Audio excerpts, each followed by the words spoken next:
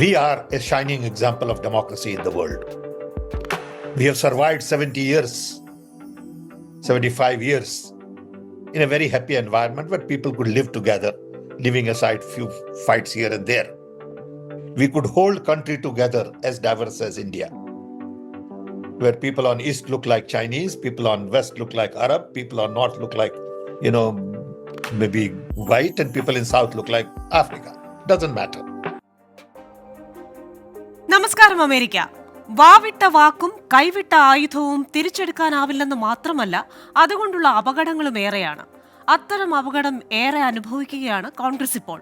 സത്യനാരായണ ഗംഗാറാം പിത്രോദ എന്ന സാം പിത്രോദ കുടം തുറന്നുവിട്ട ഭൂതം മണിശങ്കർ അയ്യരുടെ പ്രസ്താവനയിൽ എത്തി നിൽക്കുമ്പോൾ തലവേദന കോൺഗ്രസിനാണ്.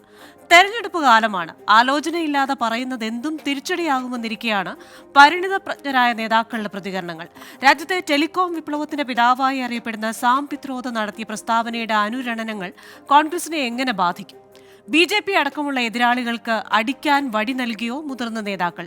ഇന്ദിരാഗാന്ധിയിൽ തുടങ്ങി രാജീവ് ഗാന്ധിയിലൂടെ വളർന്ന സാം പിത്രോദയുടെ രാഷ്ട്രീയ ജീവിതത്തിന് അന്ത്യം കുറിക്കുമോ വിവാദ പ്രസ്താവനകൾ? അനവസരത്തിൽ അനാവശ്യ പ്രസ്താവന നടത്തിയ നേതാക്കൾ അണികൾക്ക് നൽകുന്ന സന്ദേശമെന്ത്?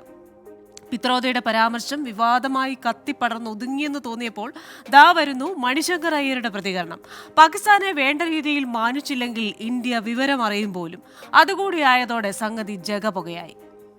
तो हमें समझना चाहिए कि दुनिया का विश्व गुरु बनना हो तो ये ज़रूरी है दिखाने के लिए कि जितना भी तीव्र हो हमारा समस्या पाकिस्तान के साथ, उसका हल निकालने के लिए हम मेहनत कर रहे हैं. पिछले 10 साल से सारा मेहनत बंद है. ഹിന്ദു ഫോബിക്കുകളെന്ന് പണ്ടേ ചീത്തപ്പേരുള്ള ചില കോൺഗ്രസ് നേതാക്കൾ അതങ്ങ് അടിവരയിട്ട് ഉറപ്പിക്കുകയാണോ? American dialogue powered by Hedge ന്യൂയോർക്കും ഈ വാരം ചിന്തിക്കുന്നത് ഈ വിഷയമാണ്. വാവിട്ട വാക്ക്.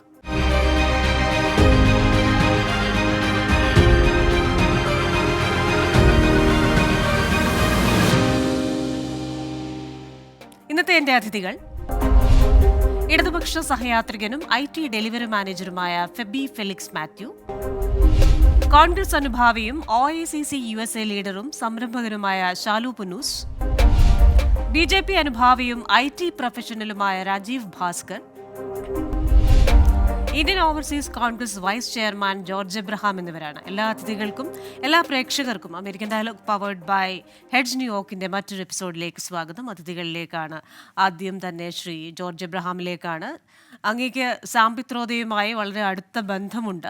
പക്ഷേ സാം പിത്രോദയ്ക്ക് നാവുപിഴ പറ്റുന്ന ഇത് ആദ്യമല്ല. 1984 സിഖ് വിരുദ്ധ കലാപം അങ്ങനെ സംഭവിച്ചു ഹുവാത്തോ ഹുവ എന്ന് പറഞ്ഞതും 2019 ബാലാകോട്ട് വ്യോമാക്രമണത്തെ ചോദ്യം ചെയ്തതുമൊക്കെ ഈ നാവുപിഴയുടെ പട്ടികയിൽ പെടുത്തി വന്നതാണ്. അതിനുശേഷമാണ് ഇപ്പോൾ ഈ ഇൻഹെറിറ്റൻസ് ടാക്സും അതിനുശേഷം ഈ വംശീയ പരാമർശമെന്ന് വിമർശിക്കപ്പെടുന്ന ആ ഒരു പരാമർശവും വന്നിരിക്കുന്നത്. ഇതിനെയൊക്കെ നമുക്കൊരു നാവുപിഴയായി കൂട്ടാമോ? കുറച്ചുകൂടി ഉത്തരവാദിത്വം കാണിക്കണ്ടേ മുതിർന്ന നേതാക്കൾ? അല്ല, ഈ ഹോൾ എപ്പിസോഡ് വളരെ അൺഫോർച്ചുനേറ്റ് ആയി പോയി എന്നാണ് ഞാൻ കരുതുന്നത്. പ്രത്യേകിച്ച് അദ്ദേഹം പറഞ്ഞ ഈ ചില കാര്യങ്ങൾ വളരെ ഒരു ട്രിവിയലാണ്. അത് തന്നെയല്ല, അത് ഈ ഇലക്ഷൻ്റെ ഈ കോണ്ടക്ഷനെ ബാധിക്കുന്ന കാര്യങ്ങൾ പോലുമല്ല. നമ്മൾ ആ ഇൻ്റർവ്യൂ മുഴുവൻ വായിച്ച് ചെയ്താൽ നമുക്ക് മനസ്സിലാകും എന്താണ് സാം പിട്രോഡ അവിടെ പറയാൻ ശ്രമിക്കുന്ന ഇന്ത്യയുടെ ഡൈവേഴ്സിറ്റിയെ പറ്റിയാണ്. ഹിന്ദു രാഷ്ട്രമാക്കി മാറ്റാനുള്ള മോഡിയുടെ ആ ശ്രമങ്ങളെ പുള്ളി ഒപ്പോസ് ചെയ്യും. അതോടൊപ്പം തന്നെ എന്ത് ഡിവേഴ്സാണ് ഇന്ത്യ, എത്ര ഡിവേഴ്സ് ആണെങ്കിൽ പോലും എന്ത് ഹാർമണിയോടാണ് നമ്മൾ ജീവിക്കുന്നത്, അതാണ് നമ്മുടെ modern founding fathers of India envisage ചെയ്തത് എന്നാണ് പുള്ളി പറയാൻ ശ്രമിക്കുന്നത്. എനിക്ക് തീർച്ചയായിട്ടും വളരെ നാളുകളായിട്ട് സാം പിട്രോഡയെ അടുത്തറിയാം. He doesn't have a single racist bone in his body. ഇത്രയും കാലം ഒരു ഇൻക്ലൂസീവ് സൊസൈറ്റിക്ക് വേണ്ടി, ഒരു ഗ്ലോബൽ വില്ലേജിന് വേണ്ടി സ്ട്രോങ് ആയിട്ട് സംസാരിക്കുന്ന വേറൊരു വ്യക്തി ഉണ്ടോ എന്ന് പോലും എനിക്കറിയില്ല. അങ്ങനെ ഇരിക്കെ ഈ ഒരു ഇഷ്യൂ കൊണ്ടുവന്നിട്ട് അദ്ദേഹത്തെ അപമാനിക്കാൻ ശ്രമിക്കുന്നത് ഒട്ടും ശരിയല്ല എന്ന് വിശ്വസിക്കുന്ന കൂട്ടത്തിലാണ് ഞാൻ. കൂടാതെ ഇന്ത്യയിലെ സിറ്റുവേഷൻസ് ഒന്ന് നോക്കൂ. അവിടെ ഒരു പ്രത്യേക സ്കിൻ കളർ എന്ന് പറഞ്ഞാൽ there is an obsession about it. There are a lot of people there harboring ആ racist tendencies. ഞാൻ ചോദിക്കട്ടെ, ഞാൻ ഈ യുണൈറ്റഡ് നേഷൻസിൽ വർക്ക് ചെയ്ത ആളാണ്. എന്നോടൊരാള് നിങ്ങൾ ആഫ്രിക്കയിൽ നിന്നാണോ എന്ന് ചോദിച്ചു കഴിഞ്ഞാൽ how can I B diminished? All of A sudden എന്ത് പറ്റും എനിക്ക്? ഞാൻ ഇൻഫീരിയർ ആവുന്നു. അതല്ല, ഞാൻ യൂറോപ്യൻ ആണോ എന്ന് ചോദിച്ചു കഴിഞ്ഞാൽ ഞാൻ suddenly I should become proud. അന്നേരം ഏത് ആറ്റിറ്റ്യൂഡിൽ നിന്നാണ് ഇങ്ങനെയുള്ള ഒരു ചിന്താഗതി ഉത്ഭവിക്കുന്നത് നമ്മളൊന്ന് ചിന്തിച്ചു നോക്കൂ. ആ ആറ്റിറ്റ്യൂഡാണ് ഇന്ന് പലർക്കും ഇന്ത്യയിൽ ഹാർബർ ചെയ്യുന്നത്. അതാണ് പ്രധാനമന്ത്രിയുടെയൊക്കെ ആ സ്റ്റേറ്റ്മെന്റിൽ കൂടെ പ്രതിഫലിക്കുന്നത്. അതായത് ന്യൂഡൽഹിയിൽ സൗത്ത് ഇന്ത്യൻസിനെ കാലാസാല മദ്രാസി എന്നും നോർത്ത് ഈസ്റ്റിനെ ചിങ്കി എന്നും ഒക്കെ വിളിച്ച് അങ്ങനെ അപമാനിക്കുന്ന ഒരു വിഭാഗം ആളുകൾ തീർച്ചയായിട്ടും ഇന്ത്യയിലുണ്ട്. അവരുടെ മനസ്സിൽ തീർച്ചയായിട്ടും ഉള്ള അതാണ് വെളിയിൽ വന്നത്. സാം പെട്രോഡയുടെ പറഞ്ഞുള്ളത്. എനിക്കിപ്പോൾ അതിൻ്റെ ഹിസ്റ്റോറിക്കൽ ഫാക്ട്സിലേക്കൊന്നും പോകാൻ ഞാൻ താല്പര്യപ്പെടുന്നില്ല. കാര്യം അതിനെപ്പറ്റി ധാരാളം ഡിബേറ്റ് നമ്മളിപ്പോൾ ഓൾറെഡി കേട്ടിട്ടുണ്ടല്ലോ. എവിടെയാണ് ലോകത്തിൻ്റെ ഒറിജിനൽ നോളജ് സെൻ്റർ എന്നും എവിടെ നിന്നാണ് മനുഷ്യോത്ഭവം എന്നൊക്കെയുള്ള ഒത്തിരി ഡിബേറ്റുകളൊക്കെ ഉണ്ട്. ഇതിൻ്റെ ഏറ്റവും ഒരു അൺഫോർച്ചുനേറ്റ് തിങ് എന്നാന്ന് പറഞ്ഞാൽ ഇന്ന് നമ്മുടെ ഓപ്പൺ സൊസൈറ്റിയിൽ ഒരു കാര്യങ്ങൾ തുറന്ന് പറയാൻ പോലും വയ്യാത്ത ഒരു സിറ്റുവേഷനാണ് ഇന്ത്യയിൽ ഉണ്ടായിരിക്കുന്നത്. പക്ഷെ മോഡി ചെയ്യുന്നത് ഞങ്ങൾക്കെല്ലാം മനസ്സിലാകുന്നുണ്ട്. അത് മറ്റൊന്നുമല്ല, എങ്ങനെയെങ്കിലും റിയൽ ഇഷ്യൂ, അതായത് അവിടുത്തെ അൺഎംപ്ലോയ്മെൻറ്റ്, അവിടുത്തെ എക്കണോമിക് സിറ്റുവേഷന്, അവിടുത്തെ ഇൻഫ്ലേഷന്, അവിടുത്തെ ഫാമേഴ്സ് ഇഷ്യൂ, അങ്ങനെ ധാരാളം പ്രസ്സിങ് ഇഷ്യൂസിന് എങ്ങനെ എക്സ്റ്റൻഷൻ ഡിബേറ്റ് ചെയ്യാം. അന്നേരം ഇതൊരു ഹാൻഡി ആയിട്ട് വന്നു എന്നുള്ളതാണ് എനിക്ക് ഈ അവസരത്തിൽ പറയാനുള്ളത്. ശരി. ശ്രീ രാജീവ് ഭാസ്കർ, ശ്രീ ജോർജ് എബ്രഹാം പറഞ്ഞത് അങ്ങ് കേട്ടല്ലോ.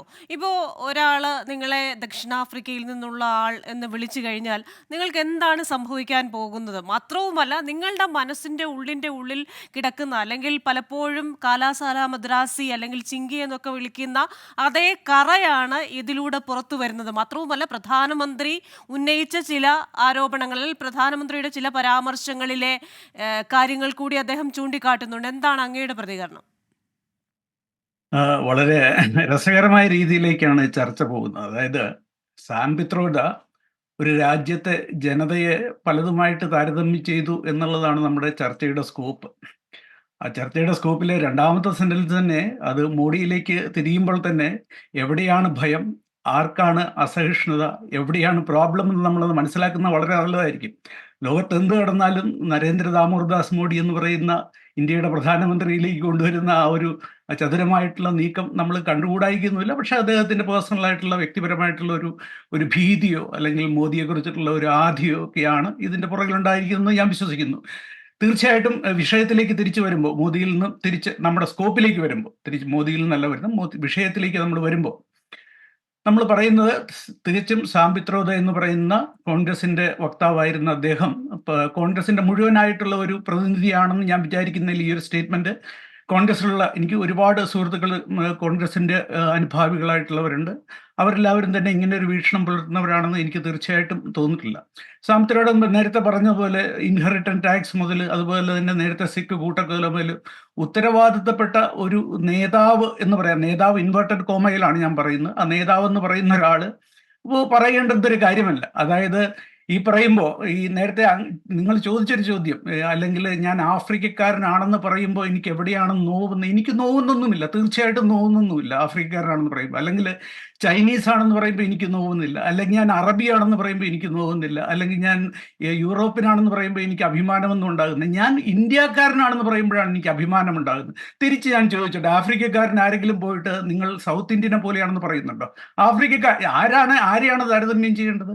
അല്ലെങ്കിൽ അറബിയെ എടുത്ത് പോയിട്ട് നിങ്ങൾ പശ്ചിമേന്ത്യക്കാരനെ പോലെയാണെന്ന് അവരോടാണോ നമ്മൾ അറബിയുടെ ഡ്യൂപ്ലിക്കേറ്റ് അല്ല. ഞാനൊരു ഭാരതീയൻ എന്ന് പറയുന്ന ഒരു ചൈനക്കാരൻ്റെ ഡ്യൂപ്ലിക്കേറ്റ് അല്ല. ഭാരതീയൻ എന്ന് പറയുന്നത് ഒരു യൂറോപ്പിന്റെ ഡ്യൂപ്ലിക്കേറ്റ് അല്ല. സൗത്ത് ഇന്ത്യൻ എന്ന് പറയുന്നത് നമ്മൾ ആഫ്രിക്കക്കാരൻ്റെ ഡ്യൂപ്ലിക്കേറ്റ് അല്ല. നമ്മൾ മനസ്സിലാക്കുന്നത് നമ്മൾ ഓരോരുത്തരും ഭാരതീയനാണ്.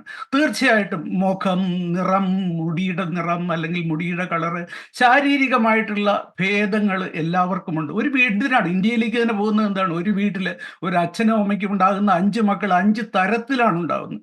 ഇവരെയൊക്കെ അവരുടെ ശാരീരികമായിട്ടുള്ള ക്ഷമതയനുസരിച്ച് അവരെയൊക്കെ നിങ്ങൾ സൂചിപ്പിക്കുക എന്ന് പറഞ്ഞു കഴിഞ്ഞാൽ വളരെ വികലമായിട്ടുള്ളൊരു മനസ്സിൻ്റെ ഒരു ഉൽപ്പന്നമായിട്ട് മാത്രമേ ഈ ഒരു അത് ഞാൻ കോൺഗ്രസിന്റെ മുമ്പിലേക്ക് അല്ല ഞാൻ വയ്ക്കുന്നത്, അത് സാം പിത്രോദ എന്ന് പറയുന്ന അദ്ദേഹത്തിന്റെ ഇതിലേക്കാണ് പറയുന്നത്. അങ്ങനെ ചെയ്യുന്നത് വളരെയധികം ദൗർഭാഗ്യകരമാണ്. വളരെയധികം ശാരീരിക പ്രതിബന്ധമുള്ള ഹെലൻ കെല്ലറെ നമ്മൾ പറയുമ്പോൾ നിങ്ങൾ കണ്ണുപൊട്ടിയാണെന്നാണ് നമ്മൾ പറയുക? അല്ലല്ലോ. അല്ലെങ്കിൽ സ്റ്റീഫൻ ഹോക്ക് ഇങ്ങനെ പറയുമ്പോൾ നിങ്ങൾ ശരീരം അനക്കാൻ പറ്റാത്ത വികലാംഗൻ, പൊട്ടൻ, കണ്ണുപൊട്ടൻ, ഇങ്ങനെയുള്ള വാക്കുകളാണ് നമ്മൾ ഉപയോഗിക്കുക. ഇതൊക്കെ എന്ന് പറയുന്ന സംസ്കാരത്തിൻ്റെയും മര്യാദയുടെയും ഭാഗമാണ്. ഇതൊന്നും നമ്മൾ ഇല്ലിനോയ് ടെക്നിക്കൽ യൂണിവേഴ്സിറ്റിയിൽ പോയിട്ടോ UN പോയിരുന്നോ ഒന്നും പഠിക്കാൻ പറ്റില്ല. ഇതൊക്കെ സംസ്കാരത്തിൻ്റെ ഭാഗമാണ്, അവരവർ വീട്ടിൽ വളർന്നു വരുന്ന ഭാഗത്തിൻ്റെ. ഇതിനെയൊക്കെ വെള്ളപൂശാൻ നടത്തുന്ന ശ്രമങ്ങൾ എന്ന് പറഞ്ഞ് തെറ്റ് ആർക്കും പറ്റാം. തെറ്റ് പറ്റിക്കഴിഞ്ഞാൽ മര്യാദയുടെ ഭാഗത്ത് അതൊരു സ്ലിപ്പ് ഓഫ് ദി ടങ്, അല്ലെങ്കിൽ അതല്ല ഞാൻ ഉദ്ദേശിച്ചതെന്ന് ക്ഷമ പറയുന്നതിന് പകരം തെറ്റ് പറ്റിയത് മുഴുവൻ നരേന്ദ്രമോദിക്കാണ് എന്ന് പറയുന്നതിനകത്ത് സാങ്കത്യം എന്താണെന്ന് എനിക്ക് ഇതേവരെ മനസ്സിലായിട്ടില്ല. പക്ഷേ ഇത് കോൺഗ്രസ് എന്ന് തെറ്റുപറ്റിയത് പറയുന്നത് രാഷ്ട്രീയ സ്വീകരിച്ചത് കൊണ്ടാണല്ലോ അദ്ദേഹം ആ പദവിയിൽ നിന്ന് തന്നെ രാജിവെച്ചത്. അല്ല, അത് സമ്മതിച്ചു. അതിന് വെള്ളപൂശാൻ നടക്കുന്ന ശ്രമങ്ങളെയാണ് ഞാനിവിടെ ചൂണ്ടിക്കാണിച്ചുകൊണ്ടിരിക്കുന്നത്, തെറ്റുപറ്റിക്കഴിഞ്ഞാൽ. അപ്പോൾ അത് ഞാൻ ഇത് കോൺഗ്രസ് പാർട്ടിയുടെ അപജയമാണ്. ഇത് കോൺഗ്രസ് എന്ന് പറയുന്നത് ഈ പറയുന്ന ഇന്ദിരാഗാന്ധിയുമായിട്ടുള്ള ബന്ധം ഇവിടെ പറഞ്ഞു. അദ്ദേഹം ആദ്യം പറയുന്നത് 70 years ഓഫ് എന്താ ഹാപ്പി എൻവയോൺമെന്റ് ദിസ് കൺട്രി എന്ന് പറയുന്ന അദ്ദേഹത്തിന്റെ 1966 അദ്ദേഹം ഇന്ത്യ വിട്ടു പോയി, അമേരിക്കയിൽ പോയി, അമേരിക്കൻ സിറ്റിസണായി. എന്തിനാണ് പോയത് ഈ ഹാപ്പി എൻവയോൺമെന്റ് ഇത് വിട്ടിട്ട് എന്ന് ചോദിച്ചു കഴിഞ്ഞാൽ അദ്ദേഹത്തിന് ഉത്തരം ഉണ്ടാവുമെന്ന് എനിക്കറിയില്ല. അത് അദ്ദേഹത്തിനോട് ചോദിക്കേണ്ട ചോദ്യമാണ്, നിങ്ങളോട് ചോദിക്കേണ്ടതല്ല എന്നും എനിക്കറിയാം.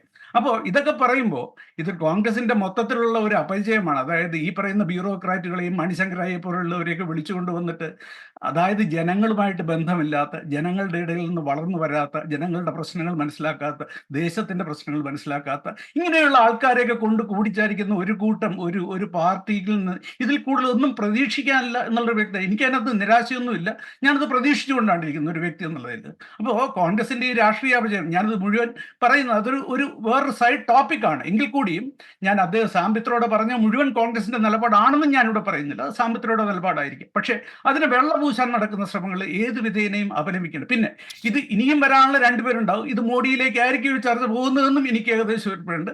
മോദി എല്ലാ ചർച്ചയുടെ ഒരു പനാസിയ എന്ന് പറയില്ലേ, പണ്ട് നമ്മൾ ഈ കാർബറേറ്റീവ് മിക്സർ എന്ന് പറഞ്ഞ സർക്കാർ ആശുപത്രി പിന്നെ പിങ്ക് കളറുള്ള ഒരു മരുന്ന് കിട്ടും, ഏത് അസുഖത്തിന് ചെന്നാലും ആ മരുന്നാ കൊടുക്കുക അവിടെ ചെന്ന് കഴിഞ്ഞാൽ എന്ന് പറയുന്ന ഏത് ചർച്ച വന്നാലും ഇവിടെ പറയാൻ പോകുന്ന നരേന്ദ്രമോദിയുടെ കുഴപ്പങ്ങളെ കുറിച്ചായിരിക്കും എന്ന് എനിക്കറിയാം. അതിന് എനിക്ക് തിരിച്ചു പറയാനുള്ള അവസരം ഉണ്ടാകുകയില്ലെന്നും എനിക്കറിയാം. എന്നാലും ഞാനതിവിടെ പറഞ്ഞു. അങ്ങനെ ഒരു മുൻവിധി വേണ്ട ശ്രീ രാജീവ് ഭാസ്കർ. നമുക്ക് ശ്രീ ഫെബി ഫെലിക്സ് എന്നോട് കൂടെ ചോദിക്കാം. ശ്രീ ഫെബി ഫെലിക്സ്, ഇപ്പോൾ ഈ പറയുന്ന ഇന്ത്യയുടെ നാനാത്വത്തിൽ ഏകത്വം, യൂണിറ്റി ഇൻ ഡൈവേഴ്സിറ്റി എന്ന് പറയുന്ന ഇന്ത്യയെ പിടിച്ചു നിർത്തുന്ന ആ ആശയം, അത്രയ്ക്ക് മനോഹരമായ ഒരു ആശയത്തെക്കുറിച്ച് പറഞ്ഞു വരുമ്പോൾ ഇത്തരത്തിലൊരു പരാമർശം നടത്തുന്നു. അത് ഈ പറയുന്നത് പോലെ ചക്കിന് വെച്ചത് കൊക്കിന് കൊണ്ടു എന്ന് പറയുന്നത് പോലെയാണോ? പക്ഷേ ഇത് മാത്രമല്ലല്ലോ, മുൻപും ഇതേപോലെയുള്ള കാര്യങ്ങൾ സാംപിത്രോദ പറഞ്ഞിട്ടുണ്ട്. ഇന്നിപ്പോൾ മണിശങ്കർ അയ്യരുടെ പ്രതികരണം കൂടി വരുന്നുണ്ട്. അത് ഇങ്ങനെയുള്ള പ്രതികരണങ്ങൾ വരുമ്പോൾ പല നേതാക്കളെയും ഹിന്ദു ഫോബിക്കുകൾ എന്ന് വിളിക്കാറുണ്ട്. അപ്പം ഇതങ്ങ് അടിവരയിട്ട് ഉറപ്പിക്കാൻ ശ്രമിക്കുകയാണോ ഈ നേതാക്കൾ? എന്താണ് ഇവിടെ സംഭവിച്ചത്?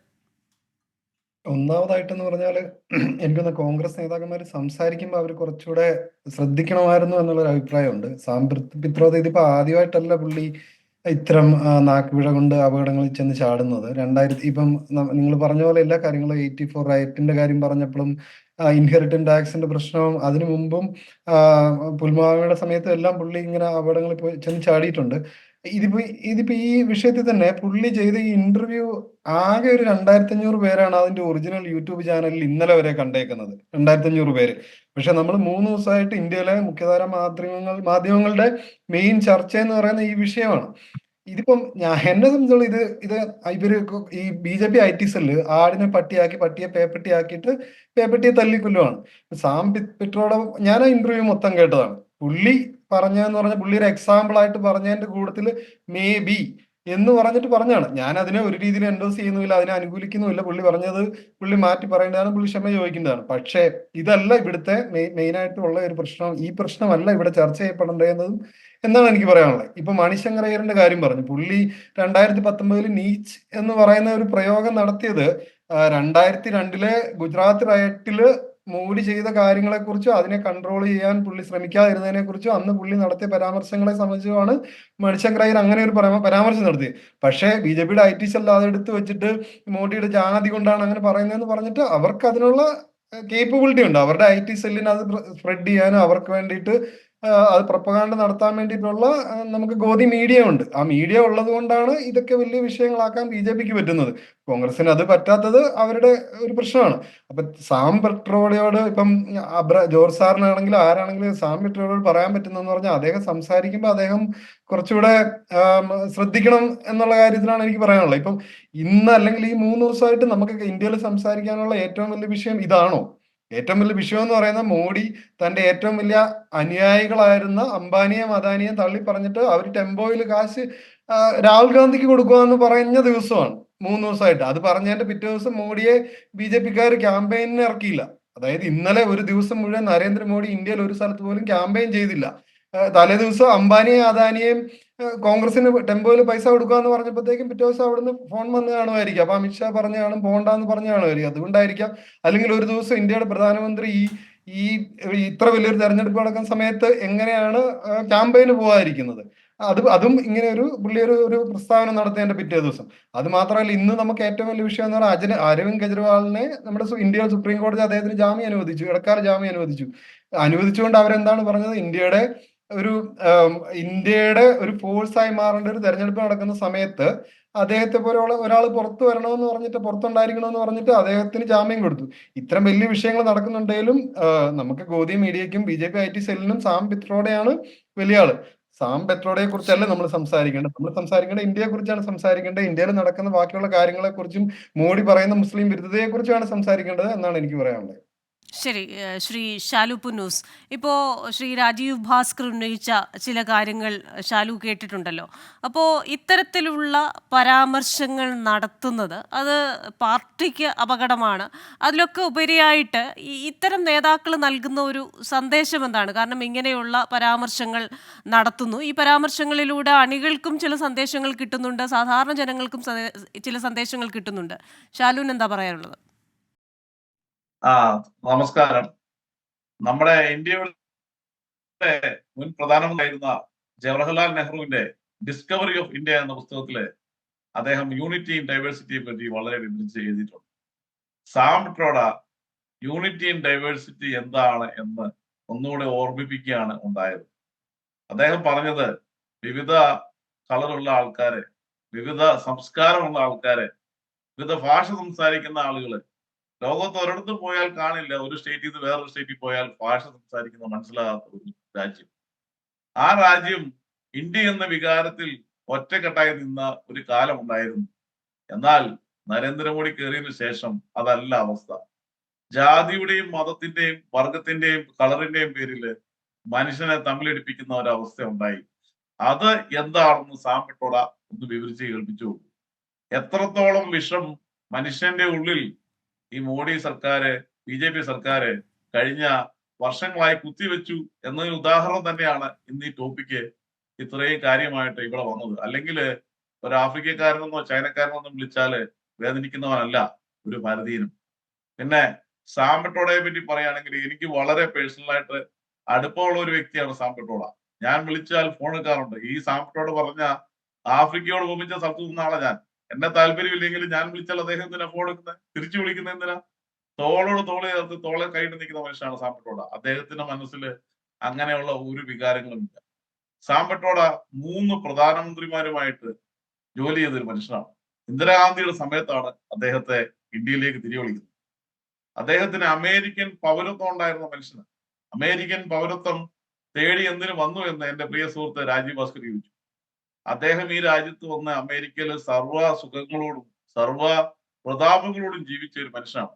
അതെല്ലാം വലിച്ചെറിഞ്ഞ് ഇന്ത്യയിലേക്ക് തിരിച്ചെത്തുകയും ഇന്ന് നമ്മൾ നാട്ടിലോട്ട് വിളിക്കുമ്പോൾ ആ ടെലിഫോൺ അല്ലെങ്കിൽ മൊബൈല് ആളുകൾക്ക് കൊണ്ടു നടക്കാൻ സാധിക്കുന്നത് സാം പിട്രോഡ എന്ന വലിയ മനുഷ്യന്റെ സംഭാവനകൾ മാത്രമാണ്. അപ്പോൾ നമ്മളെ ചെറിയ കാര്യങ്ങൾ പറഞ്ഞുകൊണ്ട് ആ മനുഷ്യനെ ചെറുതാക്കരുത്. ഇങ്ങനെയുള്ള വിവാദങ്ങളിൽ നിന്ന് നമ്മളെ മാറി നിൽക്കും. ഞാൻ ഒരു കാര്യം ചോദിക്കട്ടെ. നമ്മുടെ നരേന്ദ്രമോദി 2016 ഇലക്ഷൻ പ്രചരണത്തിന് നാട്ടിലെത്തിയപ്പോൾ ഇന്ത്യയെ എന്താണ് വിളിച്ചത്? കേരളത്തിനെ വിളിച്ചത് എന്താണ്? സൊമാലിയ. ഇവിടുത്തെ ബാലമരണങ്ങൾ സൊമാലിയയെക്കാട്ടിൽ കൂടുതലുണ്ടെന്ന് പറഞ്ഞു. അന്ന് നരേന്ദ്രമോദിയെ കെട്ടിപ്പിടിച്ച പ്രിയപ്പെട്ട സുഹൃത്തുക്കളെ, നിങ്ങൾ എന്തിന് ഇന്ന് സാം പിട്രോഡയെ കരിവാരി തീർക്കുന്നു? ഇതാണ് എനിക്ക് ചോദിക്കാനുള്ളത്. Thank you. ശാലു, ഇപ്പൊ ഈ രാജീവ് ഭാസ്കർ ചോദിച്ച ഒരു കാര്യം കൂടെ ഉണ്ടല്ലോ. കാരണം മോദിയോടുള്ള ഒരു ആധി ഉണ്ടോ ഈ കാര്യത്തിൽ? ഇത്തരം പ്രസ്താവനകൾ നടത്തുന്നത് മോദിയോടുള്ള ഒരു ആധി കൊണ്ടാണോ, ഒരു മോദി ഫോബിയ കൊണ്ടാണോ? അല്ല, അത് തിരിച്ചാണ് സത്യം പറഞ്ഞാല്. മോദിക്കും BJP പാർട്ടിക്കും മൊത്തത്തില് ഒരു ഭീതി ഉണ്ടായിരിക്കുക. കാരണം ഇന്ത്യ മുന്നണി ശക്തമായി മുന്നോട്ട് വരികയാണ് ഒറ്റക്കെട്ടായിട്ട്. അതിന്റെ ഒരു ഭാഗമാണ് മോഡി സർക്കാരിനും BJPക്കും ഉണ്ടായിരിക്കുന്ന ഒരു പേടിയുടെ ഭാഗമാണ് ഇതെന്ന് നമുക്ക് തിരിച്ചു പറയാം. കാരണം അങ്ങ് ഡൽഹി മുതല് ഇങ്ങ് കേരളം വരെ എല്ലാ മനുഷ്യരും ഈ മോഡി സർക്കാരിന്റെ വർഗീയ വിവേചനത്തിനെതിരെ പോരാടാൻ ഒറ്റക്കെട്ടായി ഇറങ്ങിക്കഴിഞ്ഞു. എല്ലാ രാഷ്ട്രീയ പാർട്ടികളും അണിചേർന്ന് കഴിഞ്ഞു. അതിന്റെ വലിയ വലിയ മാറ്റങ്ങൾ ഈ ഇലക്ഷൻ കഴിയുമ്പോൾ നമുക്ക് കാണാൻ പറ്റും. ആ ഭീതിയാണ് മുമ്പേ നമ്മുടെ പ്രിയപ്പെട്ട ഫെബി പറഞ്ഞ പോലെ മോഡിക്ക് ഇത്രയും കാലം ഫണ്ട് ചെയ്തിരുന്ന അദാനി അംബാനിയും പോലും അദ്ദേഹത്തിന് ഫണ്ടിങ് പിൻവലിച്ചതും അദ്ദേഹം അവർക്കെതിരായതും ഇതിന്റെയൊക്കെ മാറ്റങ്ങളുടെ തുടക്കമാണ്. ഇത് ഭീതി വന്നിരിക്കുന്നത് BJP സർക്കാരിനും മോഡിക്കും അമിത്ഷായ്ക്കും ആണെന്നുള്ള കാര്യമാണ് എനിക്ക് പറയാനുള്ളത്.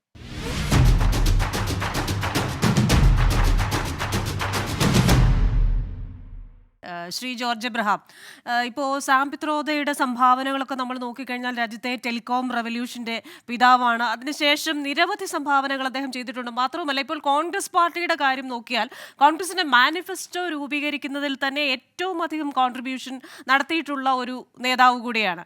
പക്ഷേ ഇത്തരത്തിലുള്ള പ്രസ്താവന, അതിന്റെ പൂർണ്ണ ഉത്തരവാദിത്വം ഏറ്റെടുത്ത് അദ്ദേഹം രാജിവെക്കുന്നു ആ പദവിയിൽ നിന്ന്. ഇത് സാം പിത്രോദയുടെ രാഷ്ട്രീയ ജീവിതത്തിന് ഒരു അന്ത്യം കുറിക്കലാകും എന്നങ്ങ് കരുതുന്നുണ്ടോ?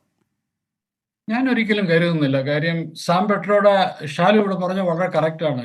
സാം പെട്രോഡ ഒരു ഓവർസീസ് കോൺഗ്രസിന്റെ ചെയർമാൻ എന്നുള്ളത് മാത്രമൊന്നുമല്ല, വാസ്തവത്തിൽ ഇന്ത്യയുടെ ടെലികമ്മ്യൂണിക്കേഷൻ റെവല്യൂഷന്റെ ഫാദറാണ് അദ്ദേഹം. അതായത് ഇന്ന് ഇന്ത്യ ഒരു IT സൂപ്പർ പവർ ആണെന്ന് നമ്മൾ പലപ്പോഴും കരുതാറുണ്ടല്ലോ.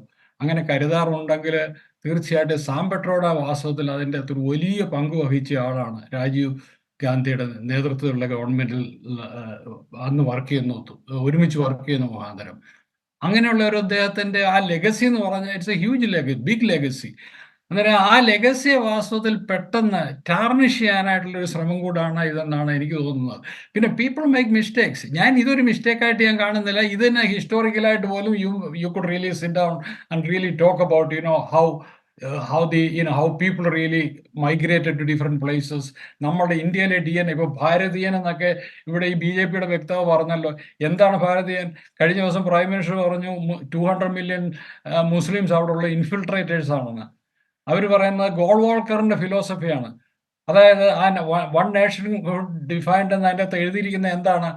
ഹിന്ദുസ് ഒഴിച്ച് ബാക്കിയുള്ള മൈനോറിറ്റീസ്, ക്രിസ്ത്യൻസും മുസ്ലിംസും should live subservient to the Hindus. അതാണ് അവരുടെ ഫിലോസഫി. അന്നേരം എന്നിട്ട് ഈ ഭാരതീയൻ എന്ന് പറയുന്നത് എങ്ങനെയാണ് അന്നേരം ഡിഫൈൻ ചെയ്യുന്നത്?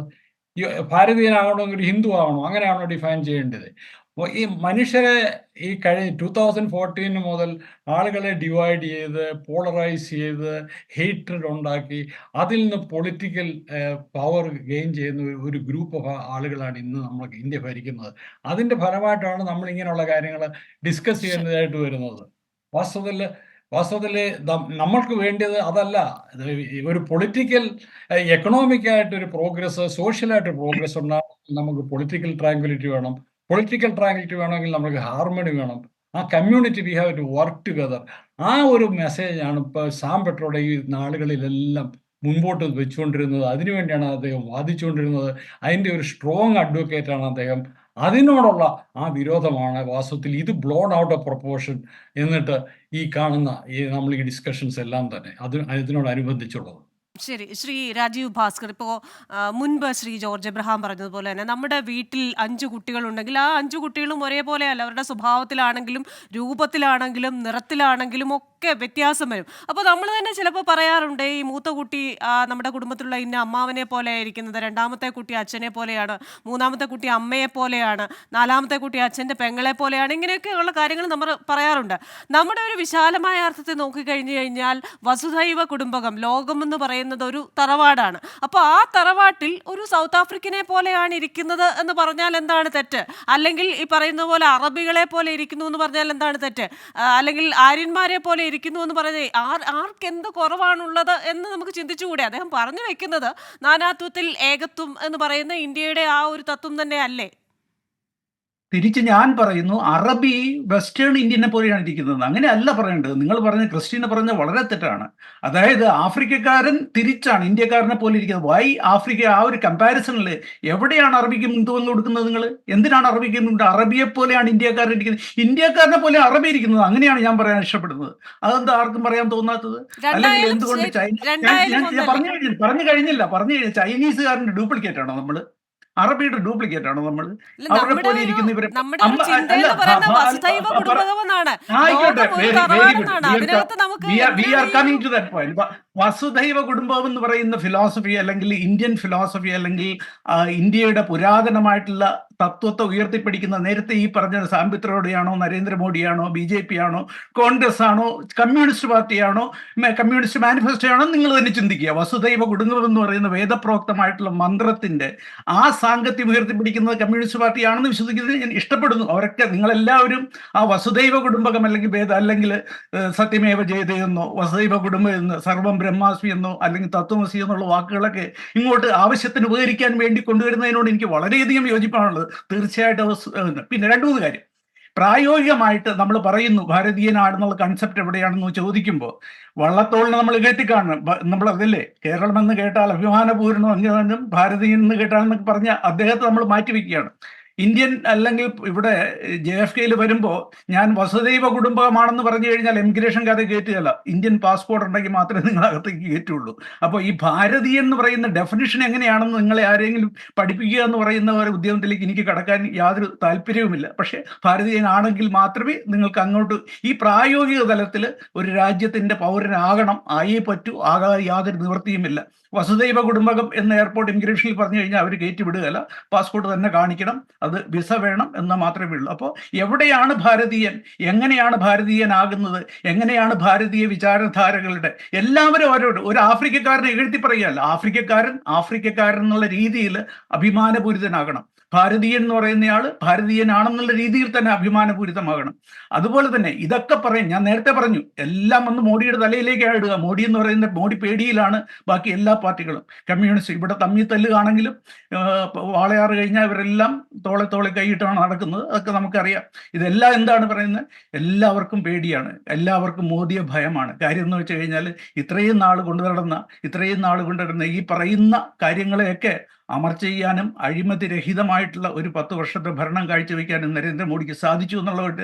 എവിടെയാണോ ചോരന്മാർക്കും, എവിടെയാണോ കള്ളന്മാർക്കും, എവിടെയാണോ അഴിമതിക്കാർക്കും, ഇവരെല്ലാവരും ഒന്നിച്ചു കൂടുന്ന ഒരാൾക്കെതിരെ ആ ഒന്നിച്ചു കൂടൽ തന്നെ വ്യക്തമാക്കുന്ന ഒരേ ഒരു കാര്യം, ഇവരെല്ലാവരും ഒരുപോലെ പേടിക്കുന്നു എന്നാണ്. പിന്നെ ആണ്ടി വലിയ അടിക്കാരനാണെന്ന് ആണ്ടി തന്നെ അല്ല പറയേണ്ടത്. ഇലക്ഷൻ കഴിയുമ്പോൾ അങ്ങനെയാകും മോഡി തോൽക്കും എന്നുള്ളത് നമുക്ക് ഇലക്ഷൻ കഴിഞ്ഞ് കാണാം. അതേ എനിക്ക് ഷാലുവിനോട് പറയാനുള്ളൂ. സകല മനുഷ്യരും എന്റെ ശത്രു ആകുന്നത് എന്റെ കുറ്റമാണോ മറ്റുള്ളവരുടെ കുറ്റമാണോ ഇപ്പൊ ചോദിച്ചേ? മോദിക്കെതിരെ എല്ലാവരും സകല മനുഷ്യരൊന്നുമില്ലല്ലോ സാറേ.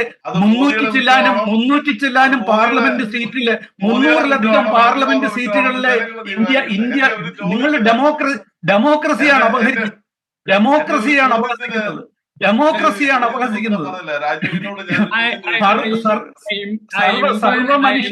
സർവ്വ മനുഷ്യരും അങ്ങ് പറഞ്ഞ സർവ്വ മനുഷ്യരും എതിരാകുന്ന പറഞ്ഞ ആ പ്രയോഗം തന്നെ തെറ്റാണ്. 300-ലധികം പാർലമെന്റ് സീറ്റുകളിൽ അതിന് ഭൂരിപക്ഷം എന്നാണ് പറയുന്നത്. അതിനെ സർവ്വ മനുഷ്യരും നല്ല പറയുക. മിസ്റ്റർ ഭാസ്കർ, ഇംഫാലിൽ നിന്ന് എത്നിക്കലി ക്ലെൻസ് ചെയ്ത ആ കുക്കി ക്രിസ്ത്യൻസ് അവർ ഭാരതീയരാണോ? അങ്ങ് പറയുന്നത് ഈ പറയുന്ന മാധ്യമങ്ങളുടെയും കുക്കികളുടെയും മെയ്തികളുടെയും ഇവരുടെയൊക്കെ രൂഢമൂലമായിട്ടുള്ള 10-20 ദശാബ്ദങ്ങൾ മുമ്പിലുള്ള പഴക്കങ്ങൾ, അതുപോലുള്ള വൈരങ്ങളും ഇവർ തമ്മിലുള്ള പ്രോബ്ലങ്ങളും ബിജെപിയുടെയും കോൺഗ്രസിന്റെയും ലേബൽ ഒട്ടിച്ചു വെക്കാൻ എളുപ്പമാണ്. നരേന്ദ്രമോദിയുടെ കാഴ്ചയിൽ കുഴപ്പമില്ല, പക്ഷേ സാം പിത്രോദ പറയുന്നത് അദ്ദേഹം ഒന്നിലധികം നരേന്ദ്രമോദി പറയുന്നത് കേരളം ഭരിക്കുന്ന കേരളം കഴിഞ്ഞ 70 വർഷമായിട്ട് മാറി മാറി ഭരിച്ച കമ്മ്യൂണിസ്റ്റ് പാർട്ടികളുടെയും കോൺഗ്രസ് UDF-ന്റെയും LDF-ന്റെയും നിലവാരമില്ലായ്മ, ഈ കാര്യങ്ങൾക്ക് വേണ്ടി കേരളത്തിലെ ജനങ്ങളുടെ അഭിവൃദ്ധിക്ക് വേണ്ടി പ്രവർത്തിക്കാതിരിക്കുന്നതിന്റെ സാങ്കത്യം മാത്രമേ ചൂണ്ടിക്കാണിച്ചിട്ടുള്ളൂ. പക്ഷെ അപ്പോഴും ആ സൊമാലിയ എന്ന് പറയുന്ന പരാമർശം, സൊമാലിയക്ക് എന്താണ് പ്രശ്നം? സൊമാലിയ ഒരു സാമ്പത്തികമായി പിന്നോക്കം നിൽക്കുന്ന രാജ്യമെന്നല്ലാതെ സൊമാലിയ എന്ന് സോമാലിയ വർഗീയപരമായിട്ടല്ലല്ലോ. ഒരു സെക്കൻഡ്, 70 വർഷം മുമ്പ് എന്താണ് ബ്രിട്ടീഷുകാർ ഇവിടെ ഉപേക്ഷിച്ചു പോയതെന്ന് നമുക്ക് എല്ലാവർക്കും അറിയാം. ആ ഇന്ത്യ ഇവിടെ കിടക്കുന്നു, ഇന്നത്തെ ഇന്ത്യ ഇവിടെ കിടക്കുന്നു എന്നുള്ള കാര്യം എന്ത് പാരാമീറ്റർ അങ്ങ് പറയുന്നു? ഒരു 5 ഘടകങ്ങൾ വെച്ചിട്ട് ഒരു മെട്രിക്സ് ഉണ്ടാക്കിയിട്ട് നരേന്ദ്രമോദി കേരളത്തിൽ വന്നിട്ട് പറഞ്ഞത് സൊമാലിയെക്കാട്ടിൽ കഷ്ടമായിട്ടാണ് ഇവിടെ ബാലികർ മരിക്കുന്നത്, ബാലകന്മാർ ഇവിടെ മരിക്കുന്നത്, ഇൻഫന്റ് മോർട്ടാലിറ്റി റേറ്റ് സൊമാലിയെക്കാട്ടി കഷ്ടമായിട്ടാണ് കേരളത്തിൽ നടക്കുന്നത്. തീർച്ചയായിട്ടും സാറേ, ആദിവാസി എന്ന് പറയുന്ന ആദിവാസി മധുവിനെ കെട്ടിയിട്ട് കൊന്ന UDF-കാര് സോമാലിയേക്കാൾക്കാർ എന്ത് ഇതാണുള്ളതെന്ന് നമ്മൾ ചോദിക്കുമ്പോൾ മോഡിക്ക് ജയ് വിളിക്കുകയും സാമ്പട്ടോടെ വായെടുത്ത് ആഫ്രിക്കയെ പോലെ ഇരിക്കുന്നു പറഞ്ഞപ്പോൾ ആമ്പട്ടോടെ കരിവാരി നിരക്കുന്ന ഇരട്ടത്താപ്പതായി നിങ്ങൾ ആദ്യം അവസാനിപ്പിക്കണം. സാറ് നോക്കൂ സാറേ, ആദിവാസിയെ അരിയെടുത്ത് ഒരു കടയിൽ നിന്ന് അടിയെടുത്തു എന്ന് എഴുതിയിട്ട് കയ്യിൽ കെട്ടിയിട്ട് ദിവസങ്ങളോളം കെട്ടിയിട്ട് പീഡിപ്പിച്ച് കൊന്ന ആദിവാസി പറഞ്ഞോട്ടെ. എന്നിട്ട് ആ പാർട്ടി പ്രവർത്തകരെയൊക്കെ നിരുപാധികം കേസിൽ നിന്നും പെടുത്താതെ ഊരിയെടുത്തുകൊണ്ട് പോയ കേരളത്തിന്റെ അഭിമാനമൊക്കെ നമുക്കറിയാവുന്നതല്ലേ. ഗുജറാത്ത് കലാപം നിങ്ങൾ മറന്നുപോയോ? അറിയാം. ഗോദ്രയിലെ കർഷകരെ അറിയാം സാറേ. ഗോദ്രയിലെ 200 പേര്, രാമജന്മഭൂമിയിൽ നിന്ന് വന്ന 200 കർഷകരെ തീവണ്ടിയുടെ ഈ പറയുന്ന തീവണ്ടിയുടെ 2 ബോഗികളിലായിട്ടിട്ട് അതിനകത്തേക്ക് മണ്ണെണ്ണ ഒഴിച്ച് കുപ്പികൾ എറിഞ്ഞ് ആ 2 ബോഗികളും കത്തിച്ച് 56 പേര് മരിച്ചുപോയ ഗോദ്ര സംഭവം നമുക്കറിയാം സാറേ. അതിനെക്കുറിച്ച് നമുക്ക് വിശദമായിട്ട് സംസാരിക്കാം. എന്തായാലും നമുക്ക് വിഷയത്തിൽ നിന്ന് മാറിപ്പോകാൻ പറ്റില്ല. നമ്മുടെ സമയം അവസാനിക്കുകയാണ്. അതിനു മുമ്പ് എനിക്ക് ഫെബി ഫെലിക്സിന് കൂടെ അവസരം കൊടുക്കേണ്ടതായിട്ടുണ്ട്. Shri Febi Felix, concluding statements. Okay. Rajeev ഇപ്പൊ പലതവണയായിട്ട് എന്താണ് ഭാരതീയൻ, എന്താണ് ഇന്ത്യക്കാരൻ എന്നുള്ളതിന് നമുക്ക് എല്ലാവർക്കും ക്ലാസ് എടുത്തുകൊണ്ടിരിക്കുകയായിരുന്നു. വിചാരധാര അനുസരിച്ച് ഇങ്ങനെയല്ല എന്ന് പറയുന്നുണ്ട്. ഇന്ത്യക്കാരൻ എന്താണെന്ന് വിചാരധാര വായിക്കുന്നവരും ഗോൾവാക്കറിന്റെ പിൻഗാമികളും മനുസ്മൃതിയെ അവരുടെ പുസ്തകമായിട്ട് കാണുന്നവരുടെ കയ്യിൽ നിന്ന് ഒരു ഇന്ത്യക്കാരനും പഠിക്കേണ്ട ഒരാവശ്യവുമില്ല. ഇന്ത്യ എന്താണ് ആ ക്ലാസ് ഒരിക്കലും RSSകാരുടെ നിന്ന് നമുക്ക് വേണ്ട എന്നുള്ളതാണ് ഒന്നാമത്തെ കാര്യം. രണ്ടാമത്തെ കാര്യം എന്ന് പറയുന്നത് ഇപ്പൊ പല കാര്യങ്ങളും ഇപ്പൊ രാജീവ് പറഞ്ഞിപ്പം മോഡി വന്നിട്ട് സൊമാലിയ എന്ന് പറഞ്ഞ് ഇപ്പോഴും രാജീവ് അതിനെ ന്യായീകരിച്ചുകൊണ്ടിരിക്കുകയാണ്. ഇപ്പൊ ഇവര് ബീഫിന്റെ പേര് പറഞ്ഞിട്ട് നോർത്ത് ഇന്ത്യയില് മുസ്ലിങ്ങളെ കൊല്ലുന്നവരാണ്. മുസ്ലിങ്ങളുടെ കോൺഗ്രസ് അധികാരത്തിൽ വന്ന മുസ്ലിങ്ങളുടെ വേണ്ടിയിട്ട് ഹിന്ദുക്കളുടെ താലിമാല പൊട്ടിച്ചു കൊടുക്കൂ എന്ന് പറയുന്ന ഒരു പ്രധാനമന്ത്രിയാണ് ഇവർക്കുള്ളത്. അപ്പൊ അങ്ങനെ ഒരു സ്ഥലത്ത് ഇവര് അധികാരത്തിൽ വന്നപ്പോ ഇന്ത്യയിലെ ഇപ്പോൾ ഉള്ള 50% റിസോഴ്സസും 40ഓളം പേരുടെ കയ്യിലായിരിക്കുകയാണ്. ഇന്ത്യയുടെ ഫുൾ റിസോഴ്സിന്റെ 50% 40 ആളുകളുടെ കയ്യിൽ മാത്രമായിരിക്കുന്ന അത്രയധികമായിട്ട് നമ്മുടെ ഒരു ഇക്കണോമിക് ഡിസ്പാരിറ്റി ഉണ്ടായിരിക്കുന്ന ഒരു രാജ്യത്തിരുന്നുകൊണ്ട് ഇവരുടെ സർക്കാർ വന്നതിന് ശേഷമാണ്. അപ്പൊ ഇവരാണ് സാധാരണക്കാർക്ക് വേണ്ടിയിട്ട് പെരുമാറും എന്ന് പറയുന്നത്. ഇപ്പൊ അതുപോലെ പറഞ്ഞിപ്പം ഇപ്പൊ സാറ് ചോദിച്ചു എന്താണ് മണിപ്പൂരിലെ കാര്യം. മണിപ്പൂരിൽ ആരാണ് രാജീവ് ഭരിച്ചുകൊണ്ടിരുന്നത്? നിങ്ങളുടെ സർക്കാരാണ് ഭരിച്ചുകൊണ്ടിരുന്നത്. അവിടെ നിങ്ങളുടെ പോലീസിന്റെ അതായത് അത് വളരെ ബുദ്ധിമുട്ടുള്ള കാര്യമാണ്. നിങ്ങളുടെ പോലീസ് ദശാബ്ദങ്ങളുടെ വൈരം സൂക്ഷിക്കുന്ന ഗോത്രവർഗങ്ങളിലുള്ള പ്രോബ്ലങ്ങള് അത് രാഷ്ട്രീയ പാർട്ടികളുടെ ലേബൽ ഒട്ടിച്ച് വിടുക എന്ന് പറയുന്നത് തന്നെ 240 ചർച്ച് ഡിസ്ട്രോയ് ചെയ്ത് പറഞ്ഞാൽ അത് ഗോത്രമൊന്നും അല്ല. അത് നോക്കുകയാണെങ്കിൽ ഈ പറയുന്ന മിഷണറി പ്രവർത്തനങ്ങളും ഈ പറയുന്ന ഇതുകൊണ്ടും മോഡി സർക്കാർ കൃത്യമായ നിയന്ത്രണം ഏർപ്പെടുത്തിയത് കൊണ്ടുള്ള എല്ലാവർക്കുമുള്ള അസ്വസ്ഥതകളൊക്കെ നമുക്ക് മനസ്സിലാകുന്നുണ്ട്. അതൊക്കെ നമുക്ക് മനസ്സിലാകാതെ നമുക്ക് എന്തായാലും വിഷയത്തിൽ നിന്ന് വ്യതിചലിക്കാൻ പറ്റില്ല. പക്ഷെ എനിക്ക് മനസ്സിലാകാത്ത ഒന്നെന്ന് പറയുന്നത് സാമൂഹ്യ പ്രവർത്തകർക്ക് കൃത്യമായിട്ടുള്ള നിയന്ത്രണങ്ങൾ ഏർപ്പെടുത്തിയത് മാധ്യമങ്ങൾക്ക് സാമൂഹ്യ പ്രവർത്തകർക്ക് മണിപ്പൂരിൽ കയറാൻ പറ്റില്ല. കാരണം അവിടുത്തെ വാർത്തകൾ പുറത്തു വിട്ടുന്നുള്ള ആ ഒറ്റ നിയന്ത്രണം മാത്രമേ പോലീസന്മാരെ ഏർപ്പെടുത്തിയുള്ളൂ. എന്തായാലും എനിക്ക് ഒരു കാര്യം മാത്രമേ പറയാനുള്ളൂ. കാരണം നിങ്ങൾ അങ്ങോട്ടും ഇങ്ങോട്ടും തന്നെ ചോദിക്കുന്നുണ്ട്, അത് കമ്മ്യൂണിസ്റ്റ് മാനിഫെസ്റ്റോ വായിച്ചറിയണോ, വിചാരധാര വായിച്ചറിയണോ എന്നൊക്കെ. കമ്മ്യൂണിസ്റ്റ് മാനിഫെസ്റ്റോയും വിചാരധാരയും എൻ്റെ സത്യാന്വേഷണ പരീക്ഷണങ്ങളും ഒക്കെ നമ്മൾ വായിക്കണം. കാരണം ഒന്നിൽ നിന്നുള്ള തുടക്കമാണ് മറ്റേത്. അല്ലാതെ എൻ്റെ മുരിങ്ങച്ചോട്ടിൽ നിന്ന് കഴിഞ്ഞാൽ മാത്രമാണ് നക്ഷത്രങ്ങളെ വ്യക്തമായി കാണാൻ കഴിയുന്നത് എന്ന് പറയുന്ന അസഹിഷ്ണുത അത് ആരുടെ ഭാഗത്തു നിന്ന് വന്നാലും ശരിയല്ല. എന്തായാലും നമ്മുടെ ചർച്ചയുടെ സമയം പൂർണ്ണമാവുകയാണ്. നമുക്ക് കൂടുതൽ സമയമെടുത്ത് വീണ്ടും ചർച്ച ചെയ്യാം. എല്ലാ അതിഥികൾക്കും വളരെ നന്ദി ഈ ചർച്ചയിൽ പങ്കെടുത്തതിന്. അടുത്തയാഴ്ച മറ്റൊരു വിഷയവുമായി വീണ്ടും കാണാം. Till then stay safe.